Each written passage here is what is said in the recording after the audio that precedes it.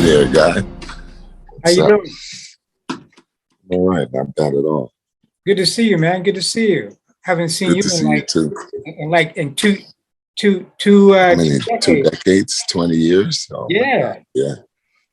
Wow. man, Yeah. it's like And we you got feel a like good marker because 2000 makes it a nice and even, so it's easy to tell that's true. timing. Yeah. Wow, 2000, man. 2000 makes it really easy to tell, and it's what 2021.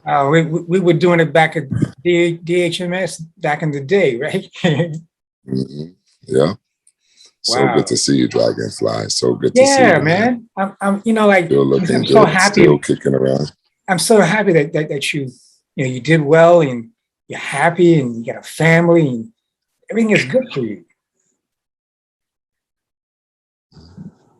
It depends on what you mean by good.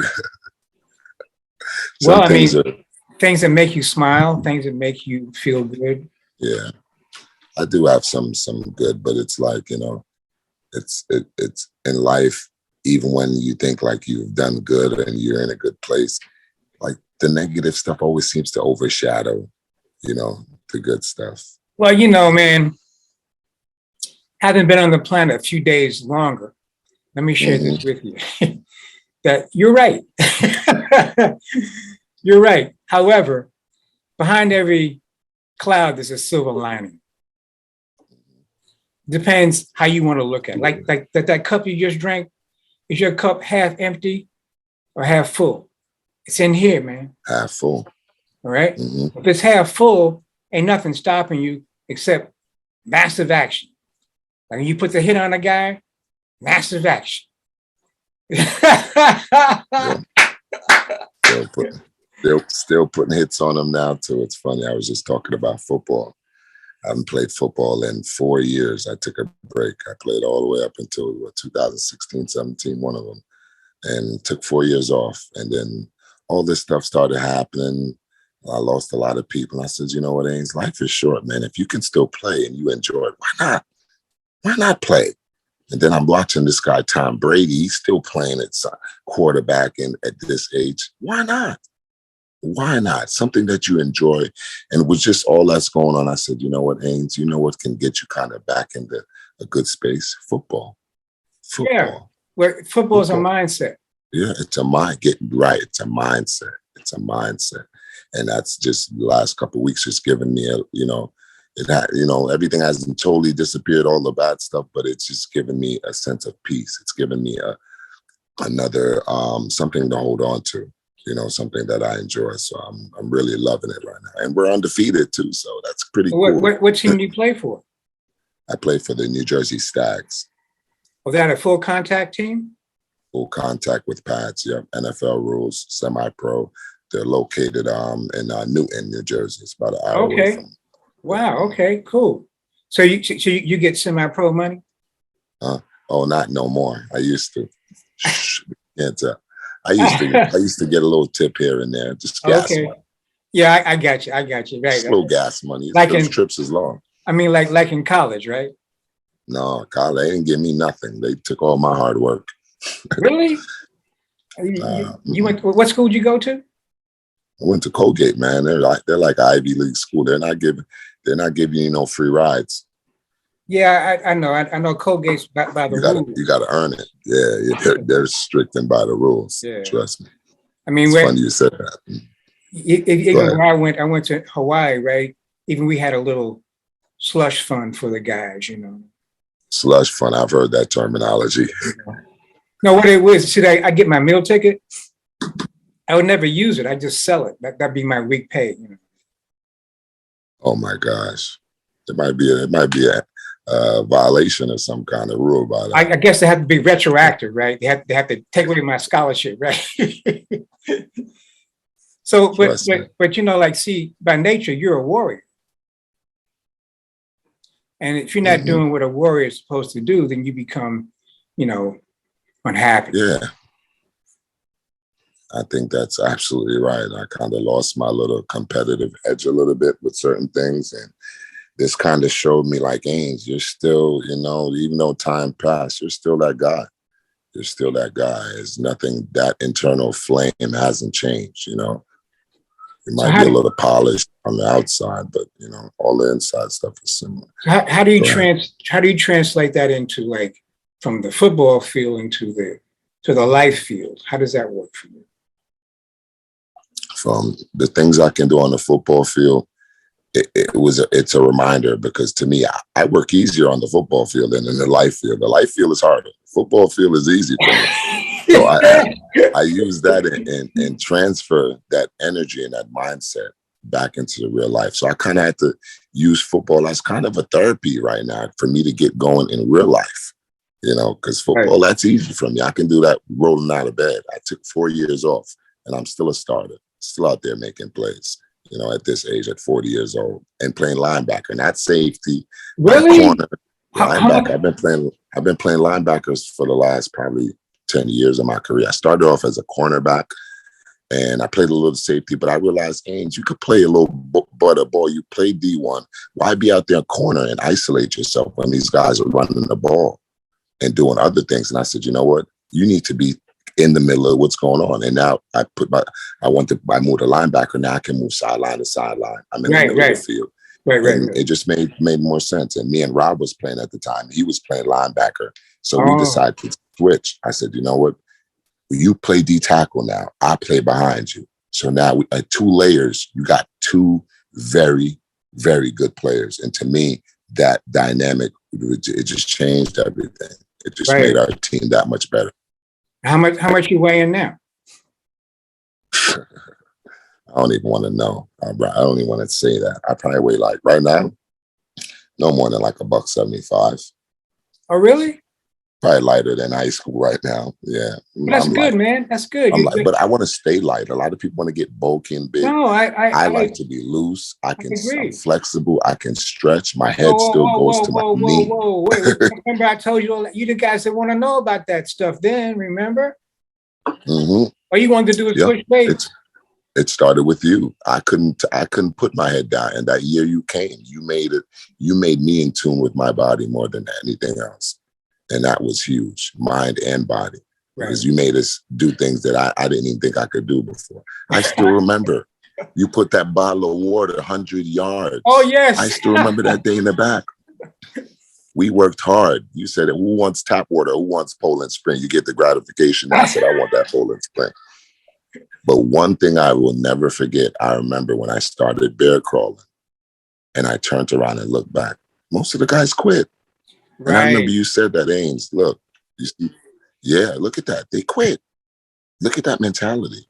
No one they gave up. Once they saw you out to the lead, instead of them working hard and finish, everyone's like, oh, Ains kind of got it. No, like I could never do that. You're going to have to show me and beat me every time. Right. But I see, and you told me, Ains, there's certain people, you got to understand, there's different levels. You know, some people are here. They're here to be here. And some people are here to make something happen. And you showed me that early on, and you kind of pointed those little lessons as they were happening. I mean, you pulled me to the side that day and was like, Ains, look at that. Look, and you put it to my head. And I realized, you know what? I got to deal with what I have around me, but everyone's not going to do what I do or not be in, you know, and I got it. And you got to use what you got and just make it work, you know? Right. No one can be you. And like I say, you're a natural warrior. And you have to be at war. If you're not at war, you're going to be at war with yourself. I've been at war all my life. Absolutely. You know, and that's not a healthy thing. No, it's not. And that's another reason why, too, a lot of people don't know I've always locked in with football. Because growing up, you know, I had a lot of internal battles with myself, you know, dealing with a lot of stuff at home. Like, that was my arena. That gave me my outlet. That's where people cared about me. That's where I felt special. That's where I felt like I was somebody, you know, because outside of that, it wasn't that great for me, you know, personally at that age. I was going through a lot of, you know, trying to find myself and just figuring out like what I really wanted to do. And most of the stuff I've done most of the life was what other people wanted me to do. Like my mom telling me, I want you to go to college and I want you to do this. And I got it now, but even back then I didn't understand. I was just kind of going along with what I thought, you know, my parents wanted me to do. But as I got older, even though those channels were good channels, I realized at the end of the day, you got to kind of do what you need to do for yourself and what you like and what's the best for you, because that's what at the end of the day. So what is the best for you? The best for me is to not always go along with what other people want of me, but you got to be selfish in a little way and do what you feel is more comfortable for you. Well, and I just started doing that more. If you're not, in other words, like this here, man, if you're not selfish, you can't help anybody else. People don't even know. At one point, my parents was telling me not to play football. Senior year in high school, they didn't want me to play. They wanted me to quit the football team and focus on school. Yes, me. Yes, I literally had a fight with them over playing. They thought I was not paying attention to school enough and I wasn't taking it seriously. And football wasn't something I should waste my time with, even though it turned out pretty decent for me. So what happened? What happened? You got the scholarship to Colgate. What did they say then? It seems like everyone jumped on board and was, on the choo-choo train for the ride. Right. Yeah, I remember going to my senior year banquet. I went to my senior year banquet. I got awards with baseball team. I was captain of the baseball team, captain of the football team. I got all these different. I played 3 sports pretty much until junior year. And I looked around and I was like, Ains, you're getting all these awards and everyone's talking about you, but none of my parents weren't there. Yes. My family weren't there. Right. That was and it stuck with me because I'm like, you know what, I am enjoying this, but it means nothing to me if they're not here. I know what I do when I'm not around them, but for them not to be able to hear and enjoy it and see what the rewards of it, it was kind of it was a dull moment for me. Yeah, it's kind of a let down, incomplete, so what? And it felt like now that when I got the scholarship, it felt like now everyone was like paying attention. Well, but here's the deal, man. Like I told you before, everybody's not on your level. Mm-hmm. Even your parents are not on your level. Understand that? Yeah. So that's the price you got to pay sometimes to be who you are. And it took me a while to understand that too. Sometimes you have to go against your parents. You get to the point where sometimes you grow intellectually more than they are at one point. So you got to make certain decisions according to what more than what they know or think is the best for you. See, look at here. See, you're born. Don't look at it in terms of age. Look at it in terms of soul development. Mm-hmm. Yes. You know what I'm saying? So you came in as an old soul, right? I'm a throwback player. Huh? I said I'm a throwback player, man. I'm a grinder. Right. So I never had it easy. You had to educate your parents about you. Mm-hmm. So you went to Colgate. You got out of Colgate. What happened then? Got out of Colgate. Got out of Colgate. I was short 3 credits, so I didn't actually have my degree when I got out of there. So my big thing was to try to start working and doing some stuff. I wanted to go back to school, and I think I did take a class at Rutgers. I passed one of them. I failed the other one because I couldn't get a ride to go to school because conflicting with my parents and having the car. On Saturday, sometimes when I got ready to wake up and go to Rutgers, I'm like, oh, my dad's not here with the car. How am I going to get there? Oh, wow. So even that and you think, trying to finish up your life, their parents would be kind of all the way into it. But it was like, I was still on my own trying to finish. And as much as everyone said, Ains, they want you to do that, it was still like, it's so important to you, but then I can't get a ride to school or, you make it difficult in those ways that you said you were going to help me. So even that part about it really gave me the thought process at the end of the day, Ains, this is on you. This is on you. So you can't worry about all that stuff. So after that, I had my daughter, I think 2005, the year after I got out of school. So that kind of threw me into the job loop. I got a security job, just trying to do whatever I can just to, make things happen. And I was just working for them, trying to, make things right. And then eventually I started playing semi-pro football. And that led to me meeting someone and me getting another job. Now I ended up being a returns manager for an eyewear company. And I was doing good. What kind of manager? Returns manager, returns processing for an eyewear company. So all their returns, eyewear company. It was called Kyo Yamato. Uh-huh. It was in Ainsworth. It was so the glasses, eyewear glasses. Okay. We sold glasses. So I was the returns manager in the company. So all the frames that they returned, I would look through them, process them, put them in the log in the computer, whatever we had to ship back out to them, I would do all that stuff. So I would be stuck with a whole room full of boxes, opening the boxes, labeling stuff, putting in. Then after a while I came there, I started, these phones had cameras. So I said, you know what? Sometimes the customers call and they're talking about something's wrong with the frames and they just want to return it. So I started taking pictures of the camera. So now I started making logs of pictures, just doing things more detailed, Right. And doing my thing until 2010 when the recession hit. I realized we had got a new building for the company, but the recession, the sales slowed down. So I kind of already saw it that, they might have to let some people go off this place. And I was there for a good couple of years. I was making decent money. And eventually I got a phone call after I left work one day and I was like, what are you calling to let me go? And my boss was like, yes. And I was like, all I need is a recommendation letter and that's it. Do what you guys want. And he got me that one. And after that, this was 2010, I said, Ains, you played around, you've been making money. I had my little Cadillac. I was doing good. And I said, no, now you need to go get your degree. And then I finished the 3 credits. And I went to William Patterson and I took the last 3 credits. It was a science class and I passed and I got my degree from COVID. Official. Wow. So it was a tough road. It was a tough road. Yeah. It's a tough road. Right. I didn't have it easy. I just didn't skate through there. I got hurt during my end of my junior season, second to last game of the season, tore my knee up, had to come back and recover from that senior year. I tore my ACL, my LCL on the side, meniscus, hamstring. I tore my whole knee up. I was defending on a kickoff return on the 2-point conversion. Yeah. I was playing defense on my guy, but I'm a very intuitive player. My guy's not getting the ball. I'm reading the quarterback's eyes. He's looking at the receiver coming across the field headed towards me. So I drop my guy and I go to meet him. So the ball is released. There's a linebacker and a safety chasing the receiver coming from the opposite side. I'm coming towards them. There's 3 of them coming towards me. I go to make a big hit to dislodge the ball as he's about to catch it. Right as I make my way to go up top and hit him up by his arms and the ball, he gets there, the ball, he starts to catch the ball. My teammates from behind hits him, push him forward. So now I'm going up to hit him up top. He gets hit from behind. His whole body goes down to my knees. Oh. So I had him lined up to hit him up top.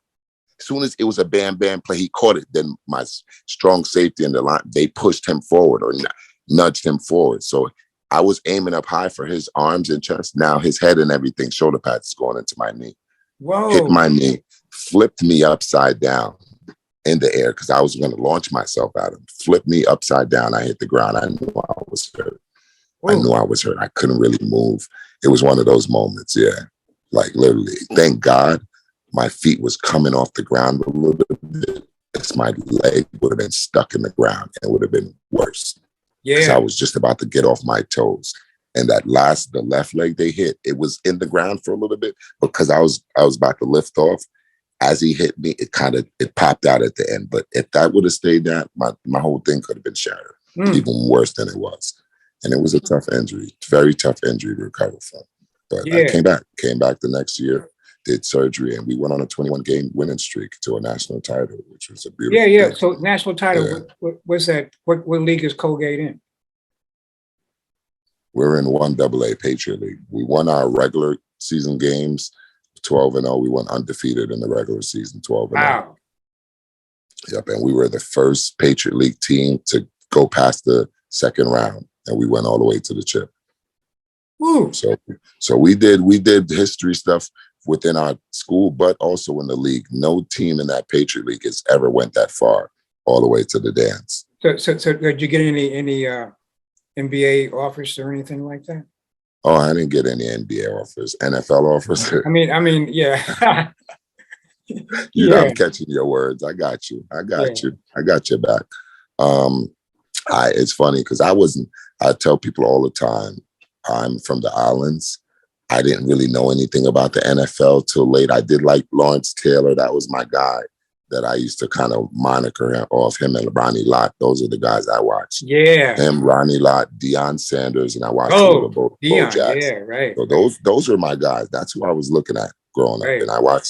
And I messed with the 49ers because I like Joe Montana and Steve Young. Even though I was a Giants fan, I paid attention to those guys. That's why I think I like the number 12. Okay. Yes. Right. Yeah, the number 12. So that's kind of was my thing. So when I got to, even in high school, until like I got to college, I never thought about, I didn't really understand that the NFL, like my thing was for my parents, Ains, go to college. It wasn't to go to the best school because you can play in the NFL. Because I could have went to Pittsburgh. I could have went to Rutgers. I could have went to other more football schools at a bigger level. But my thing, when I saw Colgate, it resonated to me. They had the same colors as Dwight Mall. They were the Raiders. We were the Raiders. Really? Okay. Yes. So a lot of when I went to the library and researched them, I was like, wait a minute, something. And I'm that type of person. I just think some things you'll just know when it's the right thing. Right. And I said, you know what, Ains, this might be the school for you. And then I researched them. I said, wait a minute, this school is like one of the top 50 schools in the country. Yes. And I was like, Ains, screw the football. You get an opportunity to go to a school like this. You go. Screw those other schools. Screw Pittsburgh and Rutgers and Richmond and those other schools. I'm going to Colgate because I just like my parents said, go to the best school. And academically, they were a great school. And I always felt like you could get hurt playing sports. And I said, I always wanted to have something to fall back on. And it was my degree. So at the end of the day, whether or not I make it, I want to go to the best school I can go to. And I think I did that year. And that's why I chose Colgate. How did you get in contact with Colgate? Did they contact you? Who helped you? They came to Dwight Mall. They found me out. They seeked me out. They found me out. Coach Pinkham came to Dwight Mall. I remember Coach Mack calling me to the office. And it was funny because Coach Mack the coach was talking, he did their whole spiel. And at the end of the day, Coach Mack stopped him and said, this is my best player. He's not paying for anything. What you got for him? And my coach, he's like, he's not paying for anything. And I remember what my position coach said, Coach Pink, who was the defensive coordinator, he was like, don't worry about him. I'm going to take care of him. Don't worry about it. And they took care of me. They technically didn't give out scholarships, but we got aid, and I got aid for everything. Everything pretty much got paid for. So it's the same thing. People don't realize. Yeah, right. It's the same scholarship. And people don't realize that too. The difference between getting that aid and me going to Colgate, say Ains don't want to play football no more. They can't take anything away from me. I can finish my school. Now you go to one of those D1A schools and you don't play football when you get there. Guess what happens? Goodbye. They can tell you bye-bye. Yeah. You can't play for the football team. You don't have no scholarship to continue as a student. And that's what I realized was the biggest difference. But that means what happened to me. You get hurt at a D1, at a big D1, and you get hurt. You can't play. They take your scholarship. That's no good. Or you can't perform or anything. That's no good. See, now, like say Colgate, I started playing and I didn't want to play football. I said, you know what? I'm quitting the team. I can still finish school. All that money that they gave me is mine. Right. When you get those regular scholarships, they could say, oh, you don't want to play football. That's how you got here, was for football. So now that you're not playing football, you can't be here no more.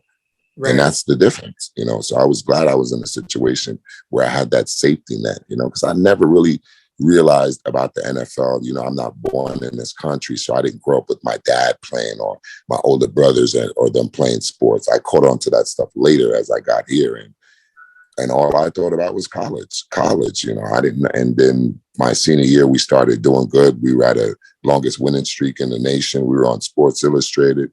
Wow. One night I got a call on a Monday night. One of my family members called me, and she was like, Ains, John Madden's talking about you guys on Monday night. I said, ooh, John Madden. Really? Yes, it was the Browns were playing somebody. It was a Monday night game. And I guess we were going to the playoffs. So, they'd start talking, when it's playoffs time, they talk about the different schools. So I guess John Madden brought us Colgate up because a couple former Raiders, I think one of the guys, his name is Rich Ehrenberg. I think he was a running back, if I'm pronouncing the name. He played at Colgate, but he ended up going to the league and he played under, He played with I'm just now forgetting this, with John Madden. John Madden coached him. Really? So John Madden was familiar. Yes, John Oh. Madden was familiar with Colgate because he coached Colgate. I think one of our older running backs back in the 70s or something like that. That's cool. So when man. he realized Colgate was in the playoffs, you know, he Right. gave Colgate a big shout out. And I got a phone call at 1 a.m, like, oh my God, John Madden's talking about your school. It was funny because I knew Colgate's not a big football school. So to be hearing that they're being talked about and people at home are calling me, that's when I knew, like, you know, so we're doing something special over here in this little school. Nobody even knows about Cole until we got that. No one knew about that school. I didn't know nothing about. I never heard of them. You say Colgate to me, I think toothpaste. That's it. That's it. If you would have said, and most of the people when I tell them I go to Colgate, they're like the toothpaste. I say, yeah, spelled the same way. Yeah, you but know, so. Colgate has a great reputation, man. Great reputation. No, they do. They do. I think who was Adam Clayton Powell went there too as well. I didn't know that. You know, yeah, there's some history. There's some history with Colgate too. Colgate was one of the first schools too back in the days to integrate on their campus, even though you would think where they're at upstate New York, but they did. So where is it located in New York? What town is it near? It's in Hamilton. It's in Hamilton, New York. I don't know if that's Oneida County, but it's up there. It's that's 20 minutes from Utica. By Utica, it's like that's way past Kingston, right? Right where? It's past Kingston. Yes, it's past Kingston and all that. How did you get up there? You took the bus or you drove up? My first, I took the bus, the Greyhounds. I had to take the Greyhounds through Penn Station to get up there. And the first time I got up there to stay up there, my boy Ron drove me all the way up there in his truck. But my commute was, I didn't have a car, so I had to take the Greyhound bus. So it was like a 5.5, 6 hour ride. I know, because it takes an hour and a half from Manhattan to Kingston. Kingston, you got to switch over to get to the Oneida line. Yes, I think we had the bus from the terminal 42nd would take you to Binghamton. Then you have to get off at Binghamton and get on another bus to get down to Colgate. So did you come home regularly or what? Not regularly because it's a money situation too, to be traveling and paying for that stuff. I came home on major holidays, but most of the time I was pretty much up at Colgate. I stayed up there. And not for nothing, I wanted to go to Colgate, even though it's New York and New Jersey, not that far. But when it's 5.5, 6 hours, that's a good distance. I didn't want to go to a school, like even Fordham was recruiting me, that I could just hop home so fast within an hour or so. I wanted to kind of get away from here. And even though and just kind of be on my own. And that's why I went to Colgate. I wanted to kind of not be so close to home, you know. So I think getting out of state, getting away from your familiar limits is the best thing. It gave me growth. It gave me a lot of growth. You have to grow. And that's the purpose of education, right? Yep. I think if I was closer to home, it would have been a situation like anything bad happened that I didn't feel, I'm going home. I could just go home.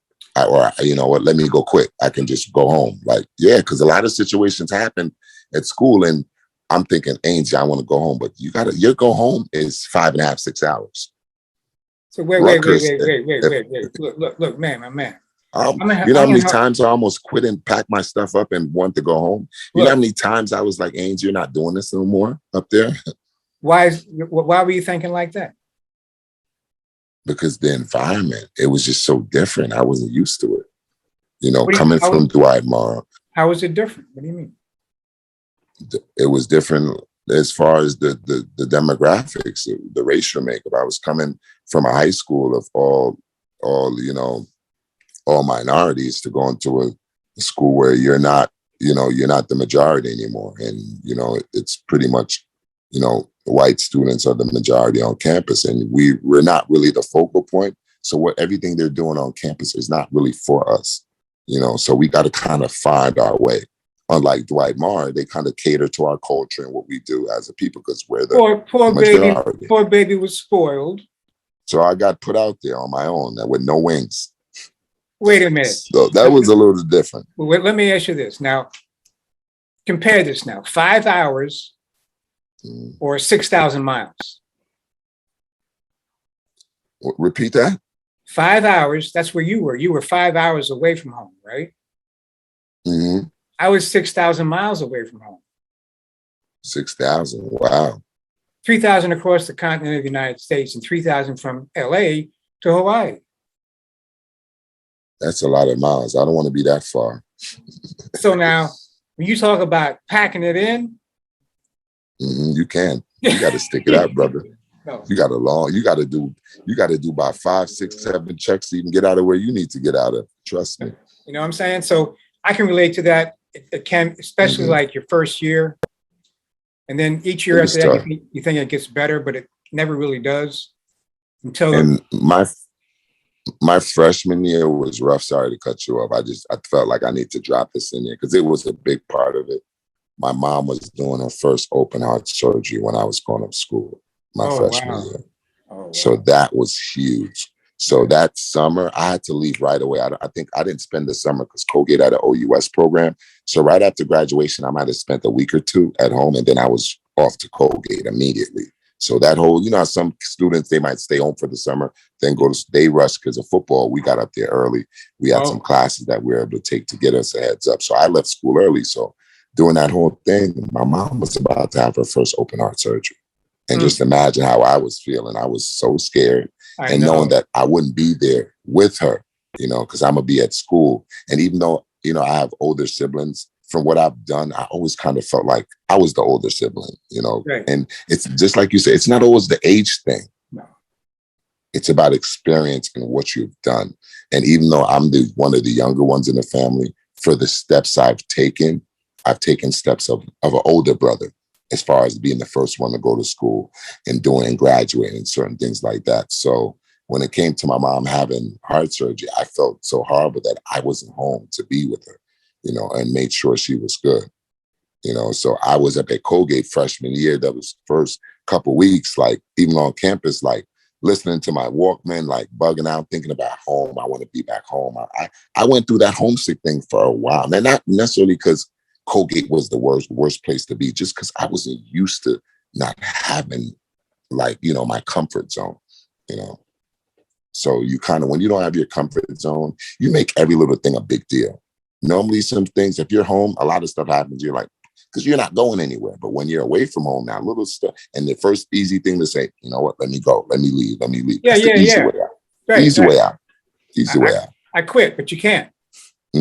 But one thing, I had some good brothers there that were some older classmen that were like me. And they were guys, when I had days like that, they'll pull me in and say, we're here for the bigger picture.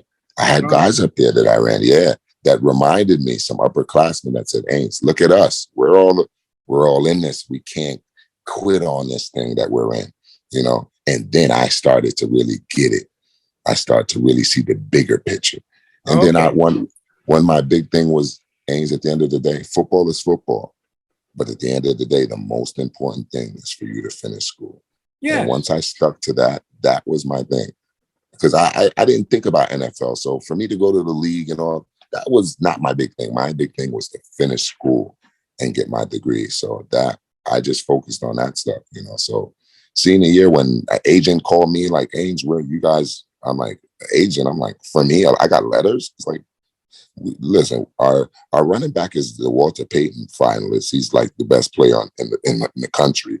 Our linebackers, our middle linebacker, which is my roommate, he's also from Jersey, is defensive player of the league 2 years in a row. Like, there's studs on it. Ain't like I'm good, but there's guys out here doing their numbers. This guy's about to finish the defensive Buck Buchanan Award too, my roommate, but that's like the defensive player of the year. So we got guys on our team that's legit. So I'm a little fish in a big pond now. So I'm like, okay, but even though I'm doing my role and I'm Ainsworth, I'm taking care of my business. But there's guys out here that got, all types of stuff. So when I started getting letters, I was like, me, NFL, I was like, it kind of opened my eyes. I was like, dude, you're there.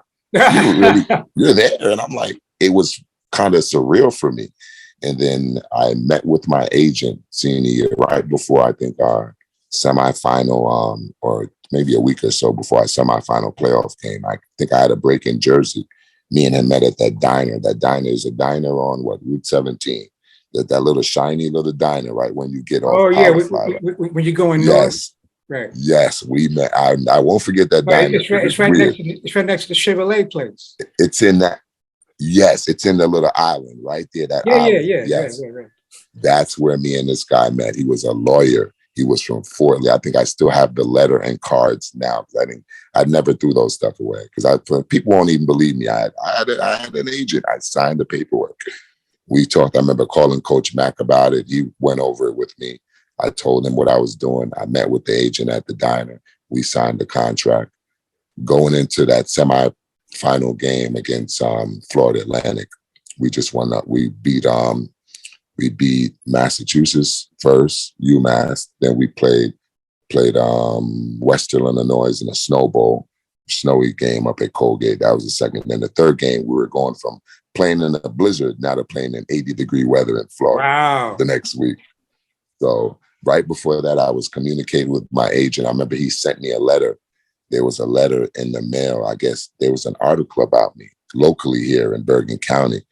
I guess when you start making it to the playoffs at the end of the year, they spotlight the local kids that are still playing in big games. And they had a spotlight against guess who? Me. And that was super cool because it was like I wasn't home to see this, but I was like, they're writing about me while I'm at school. So other people are going to see it. And I felt proud because coming from Dwight Moore and Englewood, I always told people I wanted to represent where I came from all the time. And when I got to college, any little thing, I wanted Englewood to get shout out. Dwight Moore needs to get that name. And so to see my article in the paper and they're spotlighting Ainsworth Minott from Dwight Moore, he's on a championship, team going. It was one of my special moments. And my agent sent me that in a letter, and it was really cool. And I spoke to him. Yeah, my agent actually sent it to me. So I spoke to him. We had the next game the next week against Florida Atlantic. I didn't speak to him after that. And we ended up going to the championship game. We lost against Delaware. But after that, I didn't hear anything from my agent. And I was kind of pissed. I didn't call him. I was just kind of like, what happened? We lost the big game and I'm not good anymore. And it was like a couple weeks, school ended. I got back home. And I called his office and I spoke to a secretary. And I was kind of ticked off. I was ready to go ham on their whole office. And the lady in a calm voice said, Mr. Minott, my agent passed away. He was an older guy. He passed away. Could you believe that? So what's the takeaway? What's the takeaway in that lesson, Ains? The takeaway from that lesson is, always stick to what you wanted to do. Don't divert from your plan because it always comes back to that. No, that's not the lesson. You were upset. You were upset with the guy for not calling you back. Oh yeah. That lesson, the prejudgment. That lesson. Give me 1 second. 1 second. I gotta use the bathroom really quick. Yeah, go ahead. Sorry. Yeah, sorry. No problem. I drink a lot. I'm on my water binge. I drink a lot of water lately. So nature calls. I got dehydrated a game or so I got to make sure I stay on top of that. How'd you get dehydrated? I guess I wasn't drinking during the game. 2 weeks ago, I had a game and I drank a lot before the game, but the game was tight. And I think we were tied, yes. And it's funny, we played this team this week, but we beat them convincingly this week. No more tie. It was 20-8. But the first game, we were tied up with them. Our kicker missed 3 kicks.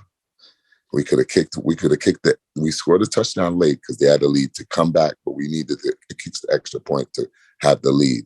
The kicker missed it to stay with the tie. So we end up going into extra overtime. He missed the kick in overtime. After we stopped their offense and gave him an easy opportunity to nail one, missed it again twice. So with the new rules now, that's a tie. So we had a tie. But I made sure this past week, we're not tying with them. We're a way better team than them. Our offense was turning the ball over last week. The last time we played them, put our defense in bad situations. And we only let up, one legit touchdown. And I think the quarterback threw a pick 6. So they got a little help. But we held it down. We held it down this week. but I was dehydrated because the game, when it got so tight, I'm so focused on what's at hand.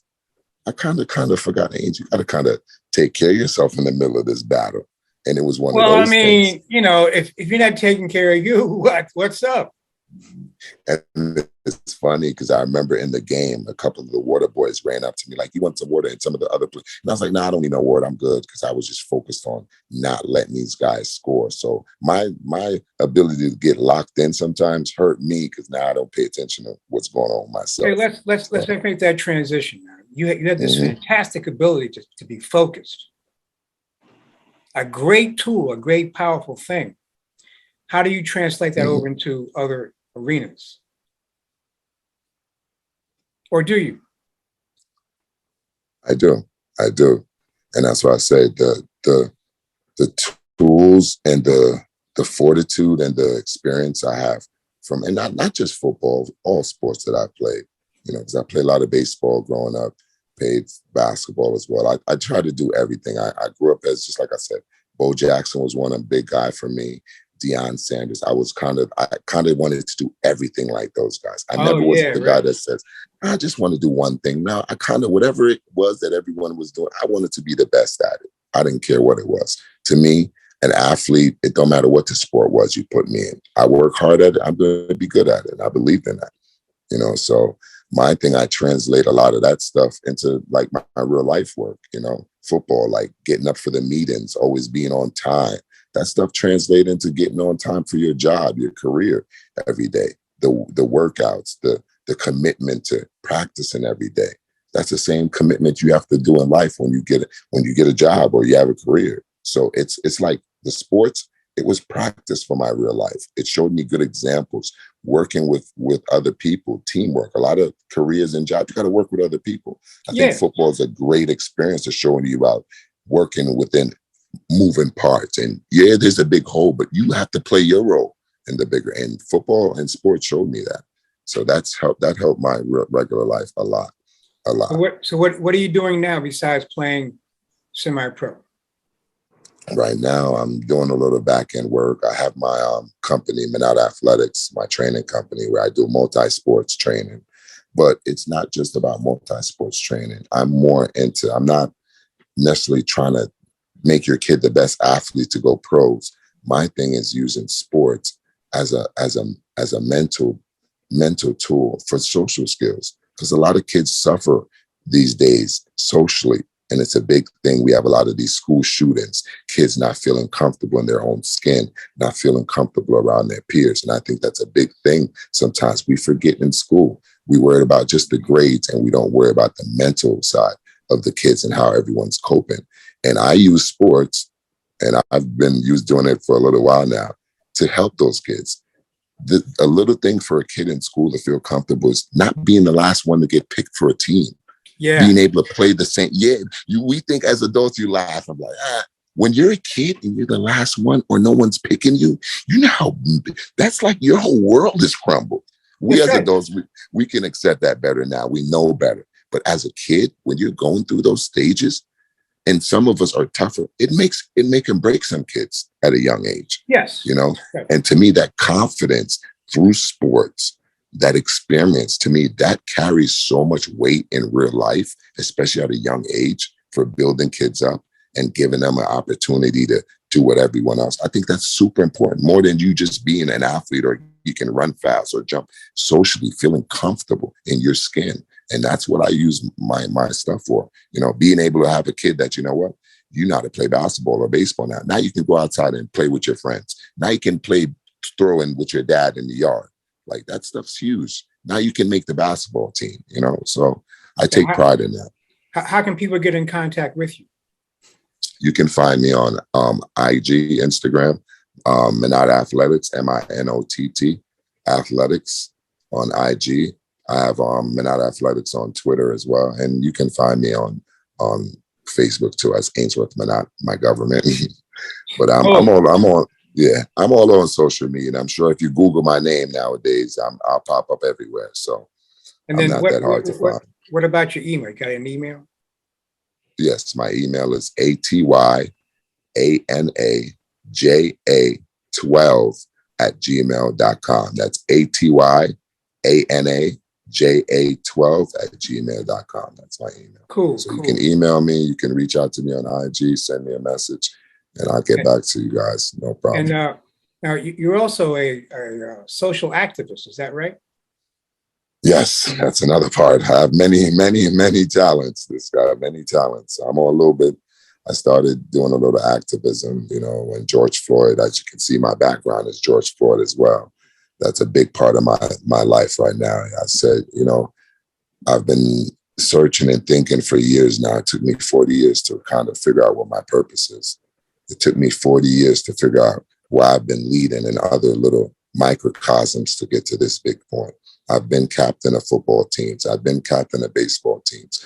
I've been class president, just so it can lead up to this. I didn't know what all the grooming was for, but I think I'm starting to realize what I'm supposed to be doing. And ever since George Floyd happened and my son came home, he was at a park riding his bike and he saw the cops and spun the bike around in tears, crying, scared. And when I was told that, my wife came home and she told me that, it just changed my whole mentality. And I'm used to seeing stuff happen on TV, and we all post it and say we're sorry and just post it. But I said, no, I'm not going to keep reposting. Reposting is not good enough. I need to do something myself. Right. If I'm just going to be one sitting here condoning this. And I said, you know what? It might have not been someone in my family that passed away, but just my son is watching what's going on TV. He's learning about this stuff. He has a fear of the cops. So it's affecting us. It's affecting us. Sure. It's not just George Floyd. It's affecting us. So at that point, that's what gave me the push. And I said, I can't have my son see me as a parent and not do anything in this day and age. And I always said to myself throughout history, when I used to read about slavery and all the movements, I said, you know what, Ains, if you were around in the 60s, if you were around in those times, I would be active. They would have activated me. Okay. They would have activated me. If you get what I would have been, I wouldn't have been one of those guys. Just if I had this mentality, I wouldn't have been sitting on the sidelines. I would be trying to fight. I would be trying to risk my life, and I would be trying to help others. I couldn't just stand back and just take what's going on. And I decided I was going to do something on that day. And so what did you do? How did it work out? So I think that thing happened on a Wednesday. The next day was a Thursday. I just said, you know what, Ains? There wasn't any marches in Jersey yet at all. I was seeing stuff happening around other states in the country. And I said, you know what, why not you? Why not? And I said, you know what, it doesn't have to be a superstar all the time. It doesn't have to be a basketball player. It doesn't have to be a football player. Sometimes real people respect a regular person doing stuff like this more than a star. And I said, you know what? I started thinking about what I was going to do. And I was just in the house, just brainstorming to myself. And I said, you know what? I'm going to call the media outlets. Let me call the record. Let me call these. And I just started calling people. And then I started saying, what do I need to do this? Thinking about the steps. I got to call City Hall. Now I'm going to need a permit. And I started one by one thinking about what I would need to set up a march in Englewood. And within Thursday, that Friday, I got the permit. I figured out the route I was going to do, and I got everything started. And I remember when they asked me, how many people do you think are going to be there? I said, maybe 100, 150. And I wasn't sure. Over 1,000, 1,100 people showed up. Really? It blew my mind. And that kind of gave me a kick in the butt, like, bro, you could do a lot more than you think you can do. Yeah, right. So it was an eye opener for me. It was and to never have done something of that magnitude, and then to have to speak to people afterwards, especially after something like George Floyd, it was huge. It was huge for me. It's one of my biggest moments of me speaking. And even though I've been theater major, so I'm used to acting and being on stage, but to talk about real life situations, to me, it's just totally different, especially when you talk about racism and what's been going on in this country. That's our number one mental health issue, it seems to me. Yes, it's very important. It's not an easy topic. Mm-mm. Trust me, I even underestimated all this stuff. Even now, I kick myself. I was laughing to myself like, Ains, who told you to do this stuff? Because it carries a lot of baggage. And my roommate, he told me, I remember I told him my roommate Rob from Ohio, I was talking to him when all this stuff popped off. And me and him had a good conversation when he realized what I was doing. And he said, Ains, this is the type of thing you're going to do. It's either you're going to do it all the way or don't touch it at all. And I said, I got it. I knew exactly what he was talking about. And I didn't want to be like, these people that when something happens, we jump around for a day or so, and then after it cools down, you disappear. No, that's the way it always is. This is a life thing. Right. Mm-hmm. And so, like, at the end of the trail, you look back and see what you did. You can't see it right now.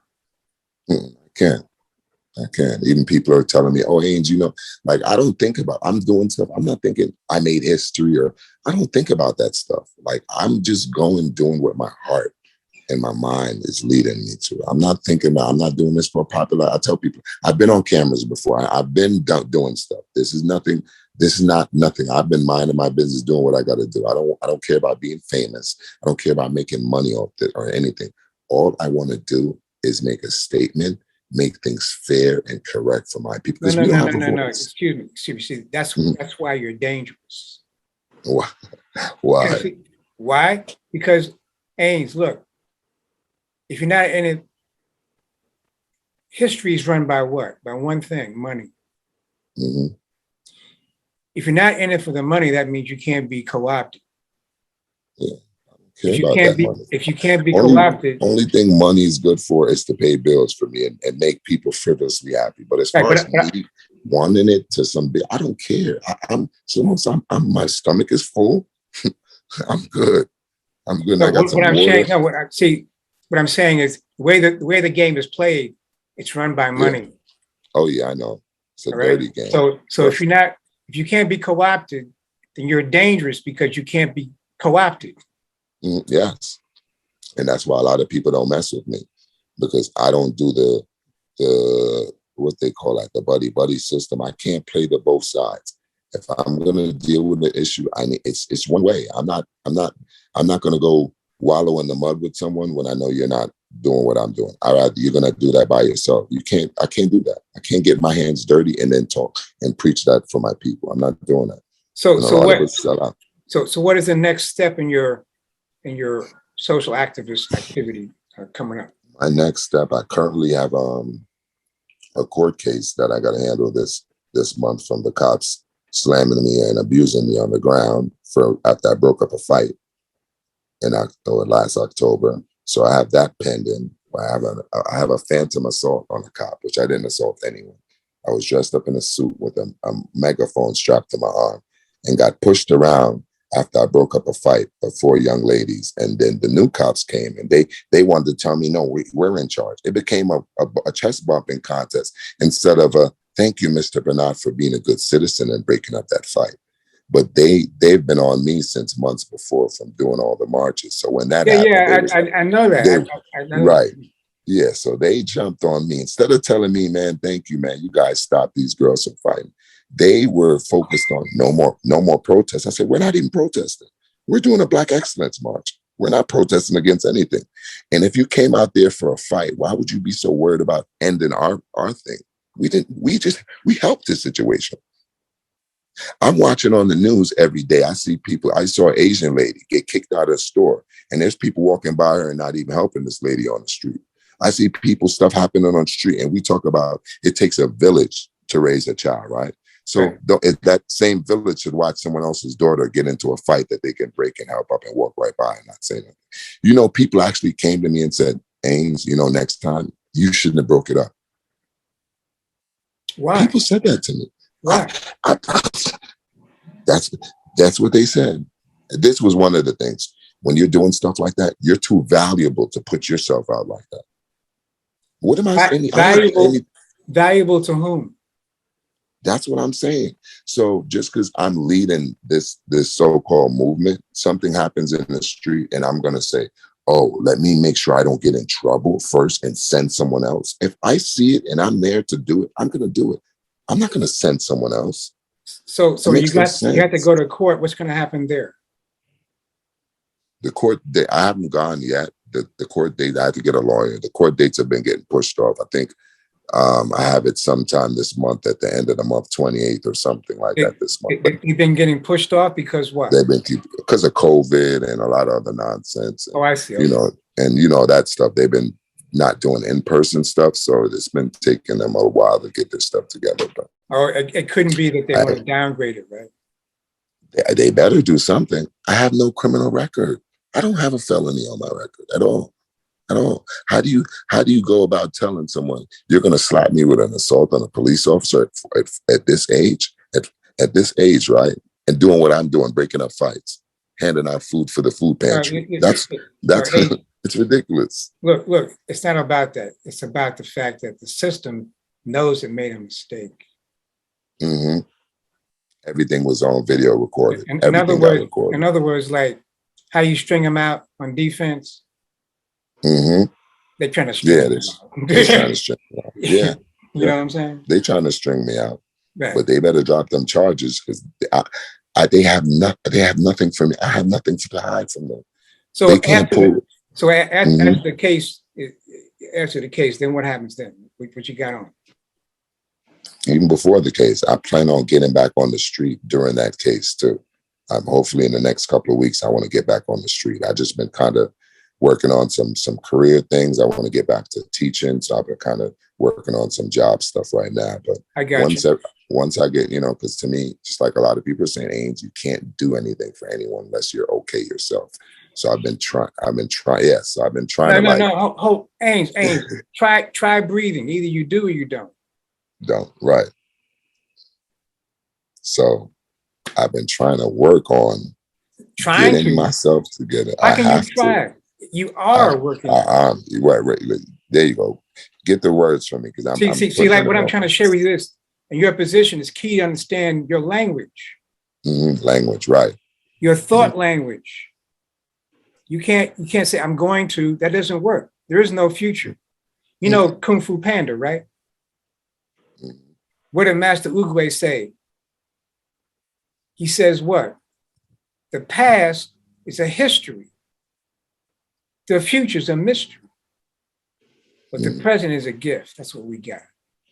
Present is a gift. You're absolutely right. So we speak in the present, not in the past, not in the future. Mm-hmm. This is important. That's what I've been trying to focus on of late, enjoying what's going on now, enjoying the moment. Not thinking too far ahead, not saying, just enjoying what's going on and not worrying about every little thing that you can't control. You go. Sign of wisdom. See, now, here's the deal. This whole thing you're doing, it could be about other people, but it's not. It's about you. This process you're going through can help you raise your consciousness to your true state of soul evolution in this plane at this time in life. Now, this is a vehicle for you to become more spiritually aware if you follow your inner voice. I've been tapping into it a lot. People, if I would tell you some of the things that I would sound funny. A lot of people can't handle stuff like this. Who are you talking to, man? Who are you talking? It sounds weird. You can handle it, but other people wouldn't handle it. It would sound very weird. It would sound like I might be losing it a little bit, but I've had so many premonitions over my lifetime. I've seen things. I've seen incidents happen years before. Really? And not realize it. And then years later, it happens. And I always remember. I always get the click in my head like, you saw this before. This has happened. Yes. With people, down to names, places, everything. Yes. I've been living a very weird life for myself. This is just a tool you're using to follow your destiny. Right? Yeah. Because if you're see these pieces right here, these things on the wall, this is what I do. Mm-hmm. These things came to me in a dream. Yeah, that's the one you sent me, that one of those. Yeah. I think it was that one on the left. Yeah. These guys come in dreams, all right? Mm-hmm. So these are pieces designed to raise your consciousness. You're in the physical world raising people's consciousness. The race issue is a tool It gives you a tool to do that. Because when you raise consciousness, there is no race. It's when you have a low level of consciousness that you have race problems. Very low. Very low. Very low. That's why we're in this situation. Because to me, the things that we're fussing about, like how I think, it's so simple in black and white. People make this stuff complicated. It's not complicated at all to me. In my eyes, it's so simple. It's so simple. You cannot live in a society and go by a government and think they have the best interests when they didn't intend to govern you or have you as anybody to begin with. This whole system is a failure. This whole Constitution needs to be rewritten and scrapped, period. How are we living a life in the Constitution that wasn't built for all of us? Does that make any sense? That's like putting I don't what they understand said how do you figure that? By the laws, by the rules. To me, if you wrote a paper, right, where you had to cross out, and change everything, you might as well write a new paper. If you wrote a paper, right, and you had 10 lines in there, if you start going out 1, 2, 3, 4, 5, 6 of those sentences are compromised, you might want to look at the whole thing over, wouldn't you? Instead of keep patching it up. That's all we keep doing. Make an amendment. We need to look at the whole thing as a whole. And just like people understand, people, life, everything evolves. I think we've evolved out of that initial Constitution. And I really think these higher up peoples in this government really should come together and look at really trying to like revamp the whole Constitution and make it for everyone. Because when it was written, these forefathers did not include all of us. And we all know that by now. What do you mean by that? Did not include all of us? What do you mean? We weren't even, we was considered property. We weren't even humans. Look, check it out, man. Here's the deal. The Constitution was written for an elite group of people. The average person in the colonies, black or white, was not included. First of all, let me ask you, what type of government do we have? Fake democracy? No, it's a republic. Republic? Say the pledge to the flag. I pledge allegiance to the flag, United States of America, and to the what? Republic, yep. All right, for okay. which it stands, you're right. All right. So you're saying all this stuff, but you check out the government form it's supposed to exist. Understand how the Constitution was used and why. Why is there a Constitution? The Constitution was 1789.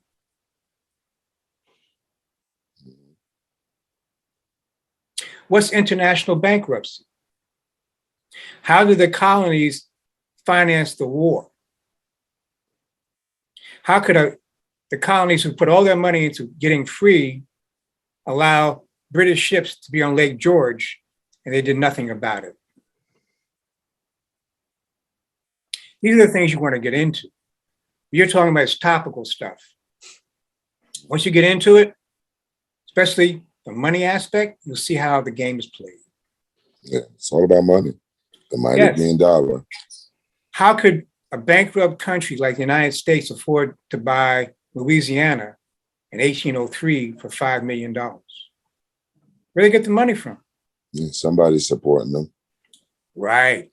And so do you think that's all right? Anyway, those are the questions you want to start asking. How is it that why did Lincoln get shot? What's a greenback? We had no Navy on the West Coast, but the Tsar of Russia lent us some ships. The Tsar of Russia wanted to charge us $5 million. What's Seward's Folly, Alaska? Russia owned Alaska. Put it together, man. Yeah, we're indebted. We're always indebted to somebody. All right, so now this is the United States of America, right? Who owns the United States of America? Not America, China. Oh, that's China. That's a common myth, right? Who owns China? The British. I know they still got their hands and stuff. So, yeah. What's GLD? GLD. Good London Delivery. Good London Delivery. What's that? I'm not going to act like I know. I don't know what that is. GLD is like you have a gold bar. It's 99.99% gold. It has a registration Gold, number on it's the standard. Okay. right? There's only certain nations included in that circle. These are the things you want to start studying. Mm-hmm. Right? It'll give you some clarity about this thing you call the Constitution. You're talking about a Main Street conversation. You want a Wall Street conversation. Yeah. With that, my friend, I got to say adieu. I appreciate you. I'm happy that you're alive and well and you're doing great work. Thank you so much, man. I appreciate you having me, Dragonfly. Perhaps we can come back next time after your October court date and you can give us the 411 on what happened there. Yes, I got to give you the full rundown. I think a couple of guys asked for you too. I think who Beef asked you. Remember Beef? Who's Beef? Now I'm agree. Who's Beef? I don't know who Beef is. Who's that? You don't remember Beef, huh? No, tell me. Give me enough. What did he play football? Yeah, it was my center junior year. Who was my center? Oh, you mean Kevin? You're gonna call him by his government. Yes, Kevin, yeah. You got it, Butler. Yes, that's Beef. Right, wow, right. You're still sharp. You are still sharp. Yeah, yep. Mr. Butler, yeah. They were asking for you. I think some of the guys might have wanted to come check you out. Might have to come pop up and pay you a visit one of these days. All right, man. You know, I'm open for that. Just bring some money and buy some art, man. That's all. Don't worry. We're gonna buy some. We gotta buy something. You got the art display. You gotta have an art display. I bring all the guys, man. We're gonna support you. You know what? That's a good idea. We can do that probably. We should do something. We should do something. Yeah. If you put up a show or something, let me know and I'll put something together. I advertise it for you. I'm sure a lot of the guys will come out and support. So Ains, let me get your email again. What's the code again? It's ATY ANA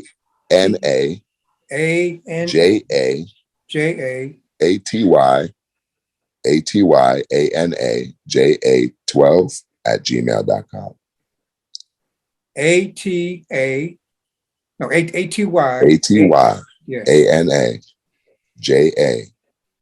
12 @gmail.com. I know where the 12 came from. Yeah, you should know where the JA comes from too. Yes, right. Okay. Yeah, that's my.